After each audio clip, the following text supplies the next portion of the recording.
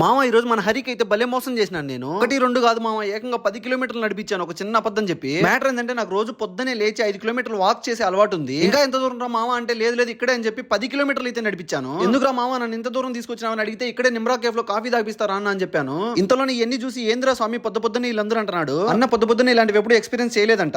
చార్మినార్ పక్కనే ఉన్న నిమ్రా కేఫ్ లో కాఫీ తాగిస్తానని చెప్పాను. అసలు సంగతి మర్చిపోయి బుట్టలో పడేసింటే కప్పు మళ్ళీ వెనక్కి తీసుకొచ్చి మరీ చెప్తున్నాను. ఇక్కడ టీ కాఫీ తాగడం కంటే కప్పుతో అనుకున్న చార్మినార్ ఫోటో తీసుకోవడానికి ఎక్కువ మంది వస్తారు. ఈ మాట హరణ్ నాకు చెప్పే లోపల ఉండరా స్వామి నాకు ఒకటి అన్నాడు. నేను చెప్పిన మాట నిజమో కాదో మీరు కూడా ఒకసారి కామెంట్ చేయండి. ఈ విషయం తెలిసాక హరణ్ అయితే ఆగట్లేదు అసలు. రోవట గ్యాప్ ఇచ్చి మళ్ళీ పోయినాము లోపలికి. ఈసారికి హరి అయితే ఏకంగా 2 ఛాయలు తీసుకున్నాడు. రెండోసారి కూడా 2 అయితే హరి తాగలేడు కదా, అందుకే నాకు ఒకటి ఇచ్చేసాడు.